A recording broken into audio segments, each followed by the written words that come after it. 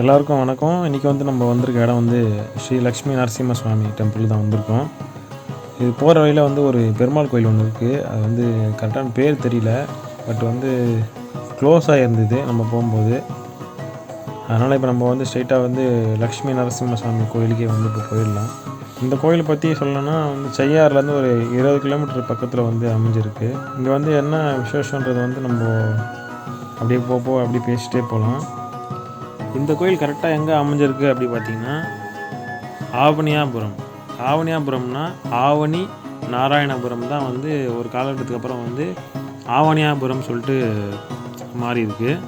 இந்த கோயிலில் முக்கிய அம்சம் என்னென்னா இங்கே 9 நரசிம்மர் ஒரே இடத்துல பார்க்கலாம்.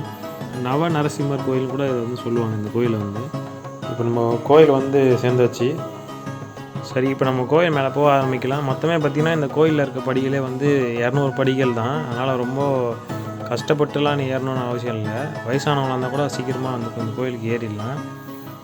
இன்றைக்கி பார்த்திங்கன்னா இந்த கோயில் கீழே நான் விசாரித்த வரைக்கும் லாக்டவுன் சொல்லிட்டு க்ளோஸ் பண்ணி வச்சுருக்காங்கன்னு சொன்னாங்க. இந்த சன்னதியில் ஒரு 3 நரசிம்மர் நீங்கள் பார்க்கலாம். உள்ளே வந்தீங்கன்னா ஒன்று லக்ஷ்மி நரசிம்மர், அலர்மேல் மங்கை தாயார், அப்புறம் பச்சை நரசிம்மர் சொல்லிட்டு 3 சன்னதி இங்கே பார்க்கலாம்.